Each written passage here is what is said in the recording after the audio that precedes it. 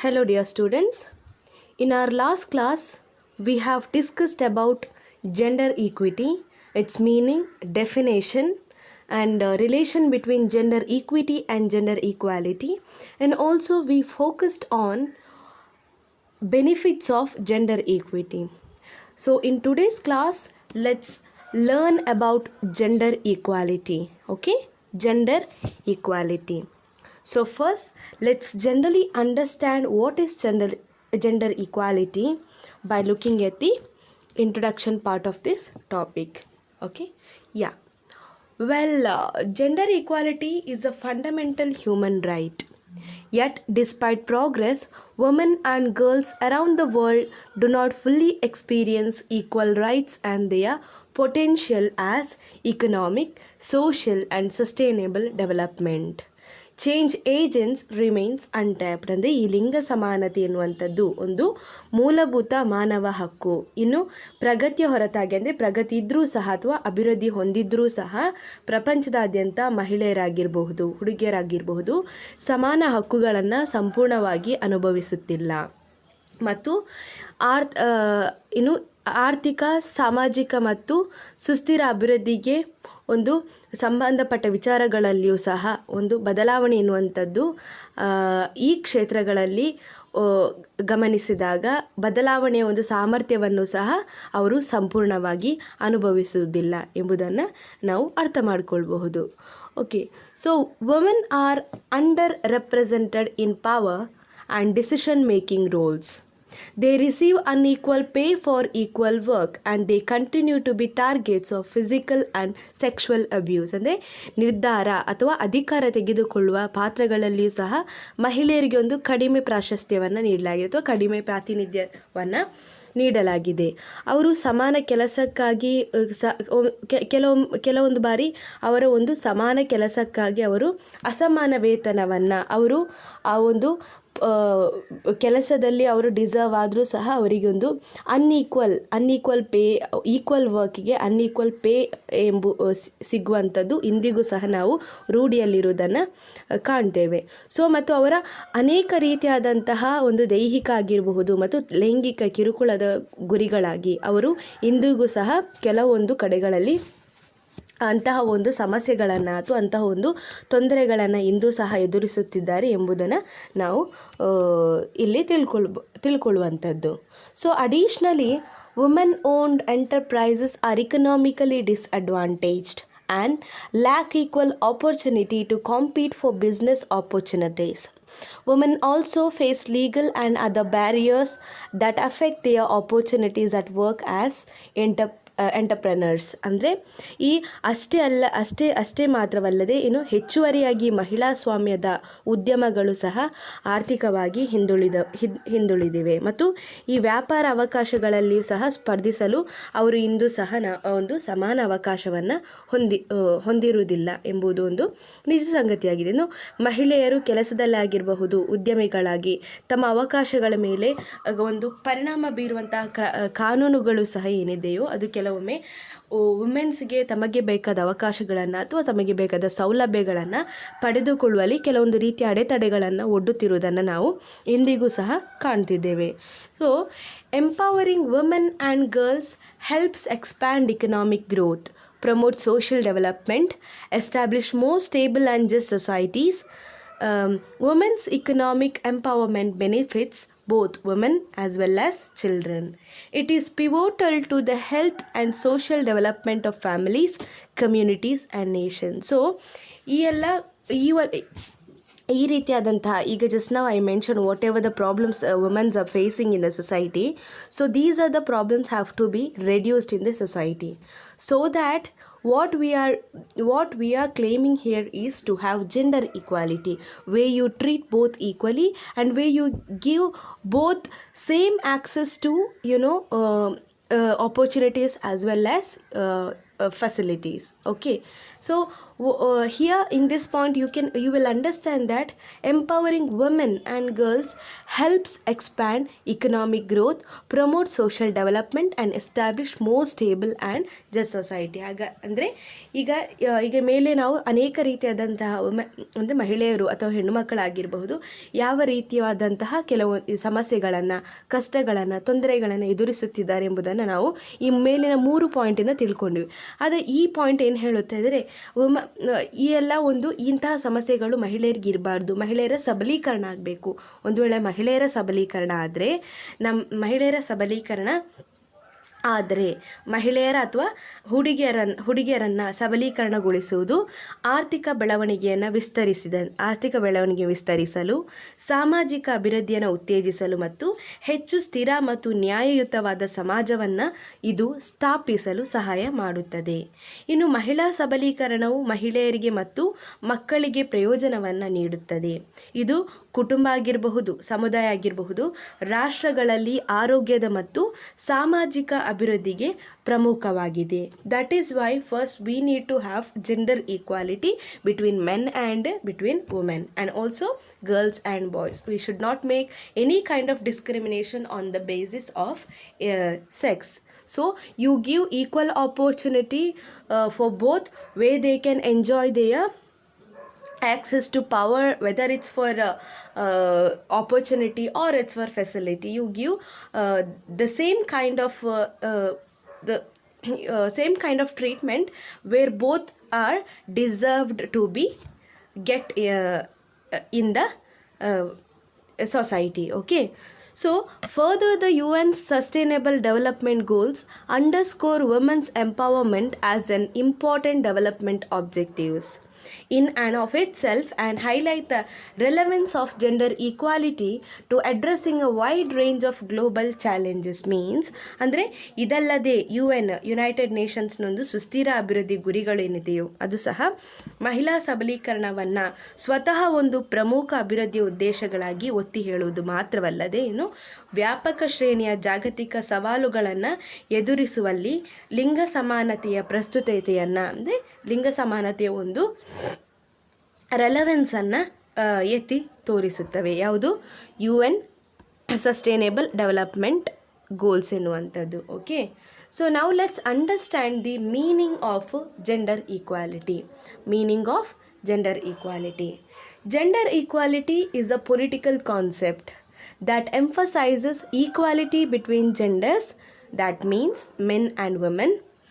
Gender equality is typically defined as women and men enjoying the same opportunities, rights, and responsibilities within all areas of life. It's a process of being fair to women and men. Requires equal enjoyment by women and men of socially valued goods, opportunities, resources and rewards. ಅಂದರೆ ಈ ಒಂದು gender ಈಕ್ವಾಲಿಟಿಯ ಅರ್ಥವನ್ನು ನಾವು ಗಮನಿಸಿದಾಗ ಈ ಲಿಂಗ ಸಮಾನತೆ ಎನ್ನುವಂಥದ್ದು ಒಂದು ರಾಜಕೀಯ ಪರಿಕಲ್ಪನೆಯಾಗಿದ್ದು ಅದು ಲಿಂಗಗಳ ಅಂದರೆ ಪುರುಷ ಮತ್ತು ಮಹಿಳೆಯರ ನಡುವಿನ ಸಮಾನತೆಯನ್ನು ಒತ್ತಿ ಹೇಳುತ್ತದೆ. ಲಿಂಗ ಸಮಾನತೆಯನ್ನು ಸಾಮಾನ್ಯವಾಗಿ ಮಹಿಳೆಯರು ಮತ್ತು ಪುರುಷರು ಜೀವನದ ಎಲ್ಲ ಕ್ಷೇತ್ರಗಳಲ್ಲಿ ಒಂದೇ ರೀತಿಯ ಅವಕಾಶಗಳು, ಹಕ್ಕುಗಳು ಮತ್ತು ಜವಾಬ್ದಾರಿಗಳನ್ನು ಅನುಭವಿಸುತ್ತಿದ್ದಾರೆ ಮತ್ತು ಅನುಭವಿಸಬೇಕು ಎಂಬುದನ್ನು ಎಂದು ವ್ಯಾಖ್ಯಾನಿಸಲಾಗಿದೆ. ಇಂದು ಮಹಿಳೆಯರಿಗೆ ಮತ್ತು ಪುರುಷರಿಗೆ ನ್ಯಾಯಯುತವಾದ ಇದು ಒಂದು ಮಹಿಳೆಯರಿಗೆ ಮತ್ತು ಪುರುಷರಿಗೆ ನೀಡುವಂತಹ ಒಂದು ನ್ಯಾಯಯುತವಾದ ಪ್ರಕ್ರಿಯೆಯಾಗಿದೆ. ಸಾಮಾಜಿಕವಾಗಿ ಮೌಲ್ಯಯುತವಾದ ಗೂಡ್ಸ್, ನಾವು ಸರಕುಗಳೇನು ಹೇಳ್ತೇವೆ ಕನ್ನಡದಲ್ಲಿ ಸರಕುಗಳು ಎಂಬುದಾಗಿ ನಾವು ಹೇಳ್ತೇವೆ, ಅಥವಾ ಸೇವೆಗಳು, ಅವಕಾಶಗಳು, ಸಂಪನ್ಮೂಲಗಳು ಮತ್ತು ಪ್ರತಿಫಲಗಳ ರಿಸಲ್ಟ್, ರಿವಾರ್ಡ್ಸ್, ಪ್ರತಿಫಲ ಅಂದರೆ ರಿವಾರ್ಡ್ಸ್, ಪ್ರತಿಫಲಗಳನ್ನು ಮಹಿಳೆಯರು ಮತ್ತು ಪುರುಷರ ನಡುವೆ ಸಮಾನವಾಗಿ ಹಂಚಿ ಅವರು ಇಬ್ಬರೂ ಸಹ ಒಂದೇ ರೀತಿಯ ಟ್ರೀಟ್ಮೆಂಟನ್ನು, ಈ ಎಲ್ಲ ಏರಿಯಾಗಳಲ್ಲಿ ಇಬ್ಬರೂ ಸಹ ಒಂದೇ ರೀತಿಯ ಟ್ರೀಟ್ಮೆಂಟನ್ನು ಅವರು ಟ್ರೀಟ್ಮೆಂಟನ್ನು ಎಂಜಾಯ್ ಮಾಡುವ ಹಾಗೆ ಮಾಡುವಂಥದ್ದು ಜೆಂಡರ್ ಈಕ್ವಾಲಿಟಿ ತಿಳಿಸುತ್ತದೆ. Okay, so now let's move on to understand the definition of gender equality. According to International Labour Organization, it says that gender equality means that different behavior, aspirations and needs of women and men are considered, valued and favored equally, where you favor both equally. Okay, it does not mean that women and men have to become the same, but that their rights, responsibilities and opportunities will not depend on whether they are born as female or ಮೇಲ್. ಅಂದರೆ ಮಹಿಳೆಯರು ಮತ್ತು ಪುರುಷರ ವಿಭಿನ್ನ ನಡವಳಿಕೆ, behaviour, ಆಕಾಂಕ್ಷೆಗಳು, aspirations and ಅಗತ್ಯತೆಗಳು, needs ಸಮಾನವಾಗಿ ಪರಿಗಣಿಸಲಾಗುತ್ತದೆ ಮತ್ತು ಒಲವುತು ಈ ಎರಡೂ ಇಬ್ಬರಿಗೂ ಸಹ ಎಲ್ಲ ವಿಚಾರಗಳಲ್ಲಿ ಸೇಮ್ ಒಂದೇ ರೀತಿಯಾದಂತಹ ಒಲವನ್ನು ತೋರಲಾಗುತ್ತದೆ. ಇದರ ಅರ್ಥ ಮಹಿಳೆಯರು ಮತ್ತು ಪುರುಷರು ಒಂದೇ ಆಗಬೇಕು ಎಂದಲ್ಲ, ಆದರೆ ಅವರ ಹಕ್ಕುಗಳಾಗಿರಬಹುದು, ಜವಾಬ್ದಾರಿಗಳಾಗಿರಬಹುದು ಮತ್ತು ಅವಕಾಶಗಳಾಗಿರಬಹುದು, ಈ ಎಲ್ಲ ಸೌಲಭ್ಯಗಳನ್ನು ನೀವು ಗಂಡು ಮತ್ತು ಹೆಣ್ಣು ಇಬ್ಬರಿಗೂ ನೀಡುವಾಗ ನೀವು ಅವರ ಒಂದು ಸೆಕ್ಸಿನ ಅಥವಾ ಒಂದು ಜೆಂಡರ್ನ ಆಧಾರದ ಮೇಲೆ ಇವುಗಳನ್ನು ನೀಡಬಾರದು ಎಂಬುದನ್ನು ತಿಳಿಸುತ್ತದೆ. ಅಂದರೆ ಅವರು ಗಂಡು ಅಥವಾ ಹೆಣ್ಣಾಗಿ ಹುಟ್ಟಿದ್ದಾರೆ ಎಂಬುದರ ಆಧಾರದ ಮೇಲೆ ಇದು ಅವಲಂಬಿತವಾಗಿಲ್ಲ. ಇದನ್ನು ನೀವು ಪರಿಗಣಿಸದೆ ಇಬ್ಬರಿಗೂ ಸಹ ನೀವು ಈಕ್ವಲ್ ಟ್ರೀಟ್ಮೆಂಟನ್ನು ನೀಡುವಂಥದ್ದು. ಯಾವುದೆಲ್ಲ ಏರಿಯಾಗಳಲ್ಲಿ ಹಕ್ಕುಗಳಾಗಿರಬಹುದು, ಜವಾಬ್ದಾರಿಗಳಾಗಿರಬಹುದು ಮತ್ತು ಅವಕಾಶಗಳ ಒಂದು ಏರಿಯಾಗಳಲ್ಲಿ you are not suppose to consider their gender. Instead of that, you give both equal opportunities, responsibilities and also rights, but it should not be depend on their sex. Okay, whether it's male or it's female. Okay, yeah. So next, let's understand the importance of gender equality and gender equity in society. Okay, yeah. Gender equality implies not only equal distribution between men and women in all domains of society.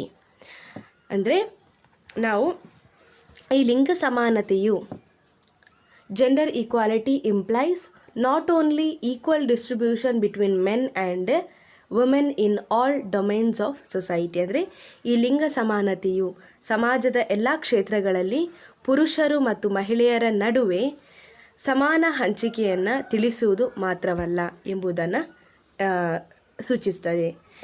Next, it is about the qualitative aspects ensuring that the knowledge and experience of both men and women are used to promote progress in all aspects of society. ಅಂದರೆ ಇದು ಗುಣಾತ್ಮಕ ಅಂಶಗಳ ಬಗ್ಗೆ ಸಮಾಜದ ಎಲ್ಲ ಆಯಾಮಗಳಲ್ಲಿ, different dimensions, ಸಮಾಜದ ಎಲ್ಲ ಆಯಾಮಗಳಲ್ಲಿ ಪ್ರಗತಿಯನ್ನು ಉತ್ತೇಜಿಸಲು ಪುರುಷ ಮತ್ತು ಮಹಿಳೆಯರ ಜ್ಞಾನ ಮತ್ತು ಅನುಭವವನ್ನು ಬಳಸಲಾಗಿದೆಯೇ ಅಥವಾ ಬಳಸಲಾಗುತ್ತದೆಯೋ ಎಂಬುದನ್ನು ಖಚಿತಪಡಿಸುತ್ತದೆ.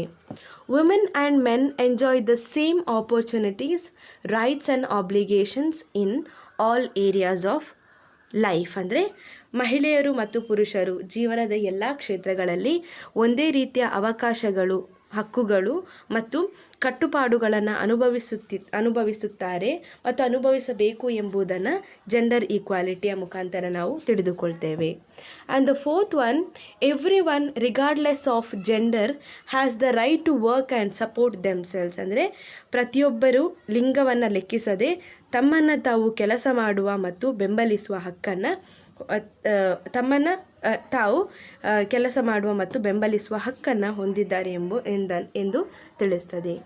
They can call balance there careers and family life. Means ಅಂದರೆ ಅವರು ತಮ್ಮ ವ್ಯಕ್ತಿ ಮತ್ತು ಕುಟುಂಬ ಜೀವನದ ಸಮತೋಲನವನ್ನು ಈ ಒಂದು ಪ್ರಕ್ರಿಯೆಯನ್ನು ಅವರು ತಮ್ಮ ವ್ಯಕ್ತಿ ಮತ್ತು ಕುಟುಂಬ ಜೀವನದ ಸಮತೋಲನವನ್ನು ಸೂಚಿಸುವ ಒಂದು ಪ್ರಕ್ರಿಯೆ ಎಂದು ನಾವು ಕರೆಯಬಹುದು. ಅಂದರೆ next 6th one, they can live without the fear of abuse and violence. ಅಂದರೆ ಈ ರೀತಿಯ ಜೆಂಡರ್ ನಡುವಿನ ಲಿಂಗಗಳ ನಡುವೆ ನಾವೊಂದು ಸಮತೋಲನವನ್ನು ಅಥವಾ ನಾವು ಈಕ್ವಾಲಿಟಿಯನ್ನು ಕಾಪಾಡಿದಾಗ ಮಹಿಳೆಯರು ಹೆಚ್ಚು ನಿಂದನೆ ಅಥವಾ ಹಿಂಸಾಚಾರದ ಭಯವಿಲ್ಲದೆ ಬದುಕಲು ಇದು ಆಸ್ಪದವನ್ನು ಮಾಡಿಕೊಡುತ್ತವೆ. ಇನ್ನು women are worth it to receive the good education. Not only men who must be educated but also the women are also worth it to receive the same. ಅಂದರೆ ಉತ್ತಮ ಶಿಕ್ಷಣ ಪಡೆಯಲು ಮಹಿಳೆಯರು ಸಹ ಯೋಗ್ಯರು. ಶಿಕ್ಷಣ ಪಡೆಯಬೇಕಾದದ್ದು ಕೇವಲ ಪುರುಷರ ಪಾತ್ರವಲ್ಲ, ಅಥವಾ ಕೇವಲ ಪುರುಷರಿಗೆ ಮಾತ್ರ ಇದನ್ನು ನೀಡಲಾಗಿಲ್ಲ, ಬದಲಿಗೆ ಮಹಿಳೆಯರು ಸಹ ಅದನ್ನು ಸ್ವೀಕರಿಸಲು ಯೋಗ್ಯರಾಗಿದ್ದಾರೆ ಎಂಬುದನ್ನು ಜೆಂಡರ್ ಈಕ್ವಾಲಿಟಿ ಎತ್ತಿ ಹಿಡಿಯುತ್ತದೆ ಅಥವಾ ಜೆಂಡರ್ ಈಕ್ವಾಲಿಟಿ ಸಾರಿ ಹೇಳುತ್ತದೆ. ಇನ್ನು 8th one, educations don't see either boys or girls are you. Women can get good education, and women also have a power to change the world for giving an opportunity and sharing what they feel about something. Okay, so ಶಿಕ್ಷಣ ಎನ್ನುವಂಥದ್ದು, ಶಿಕ್ಷಣ ಈಗ ನೀವು ಹುಡುಗರ ಅಥವಾ ಹುಡುಗಿಯರ ಎಂಬುದನ್ನು ಗಮನಿಸುವುದಿಲ್ಲ, ಬದಲಿಗೆ ಮಹಿಳೆಯರು ಸಹ ಅಂದರೆ ಈ ಇಬ್ಬರು ಲಿಂಗಗಳ ನಡುವೆ ಸಮಾನವಾಗಿ ಎರಡೂ ಲಿಂಗಗಳಿಗೂ ಉತ್ತಮ ಎಜುಕೇಷನ್ ನೀಡುವುದನ್ನು ತಿಳಿಸುತ್ತೆ. ಅಂದರೆ ಮಹಿಳೆಯರು ಸಹ ಉತ್ತಮ ಶಿಕ್ಷಣವನ್ನು ಪಡೆಯಬಹುದು ಮತ್ತು ಮಹಿಳೆಯರಿಗೂ ಜಗತ್ತನ್ನು ಬದಲಾಯಿಸುವ ಒಂದು ಶಕ್ತಿ ಇದೆ. ಅಭಿಪ್ರಾಯವನ್ನು ನೀಡುವುದಕ್ಕಾಗಿ ಮತ್ತು ಯಾವುದನ್ನಾದರೂ ಕುರಿತು ಅವರ ಒಂದು ಒಪಿನಿಯನ್ ಶೇರ್ ಮಾಡುವ ಅವರಿಗೆ ಒಂದು ಚಾನ್ಸನ್ನು ನೀಡಲಾಗುತ್ತದೆ ಎಂಬುದನ್ನು ಜೆಂಡರ್ ಈಕ್ವಾಲಿಟಿ ಸೂಚಿಸ್ತದೆ. Okay, and the 9th one is gender equality is intrinsically linked to sustainable development and is vital to the realization of human rights for all. ಅಂದರೆ ಈ ಲಿಂಗ ಸಮಾನತೆಯು ಸುಸ್ಥಿರ ಅಭಿವೃದ್ಧಿಗೆ ಅಂತರ್ಗತವಾದ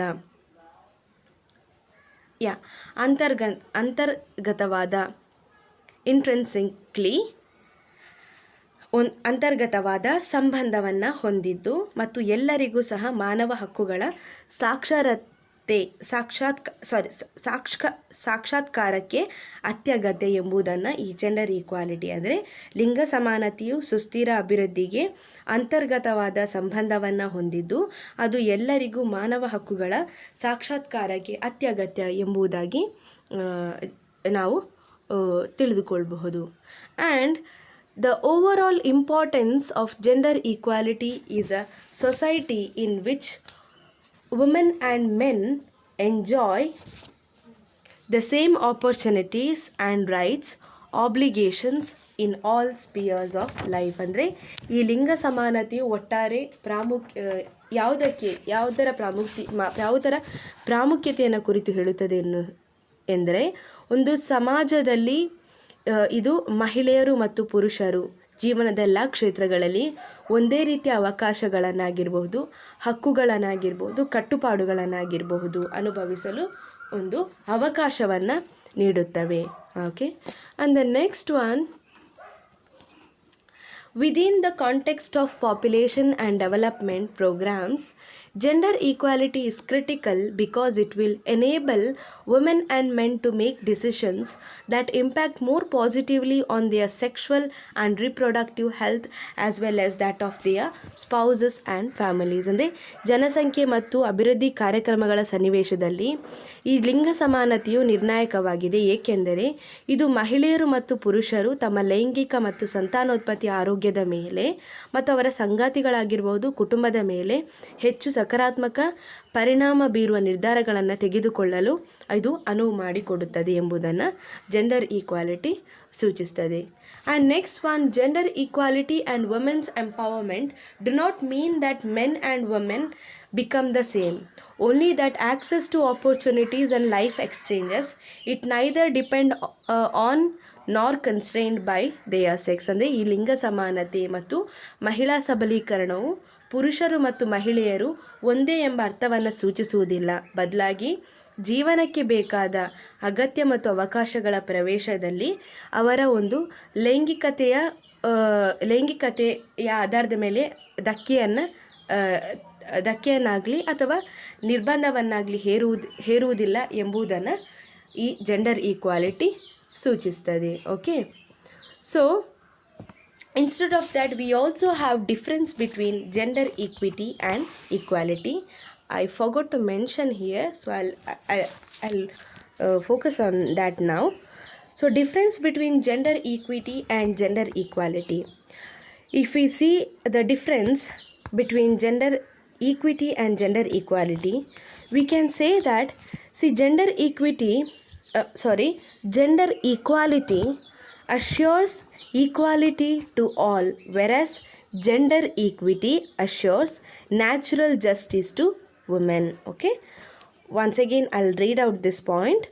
Gender equality assures equality to all, whereas gender equity assures natural justice to women. Okay, so this gender equality is an important attempt to look at and treat people different genders equally.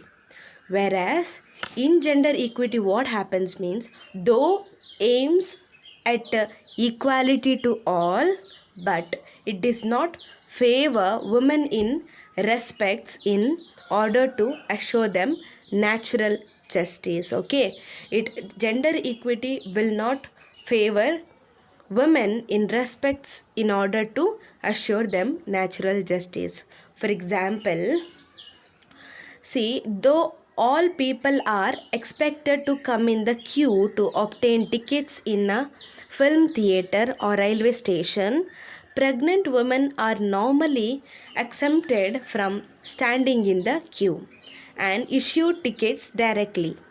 This is what we mean by assuring natural justice to women. Okay, and second difference is that gender equality is the ultimate aim, whereas gender equity is the necessary step or the process to be followed to achieve it.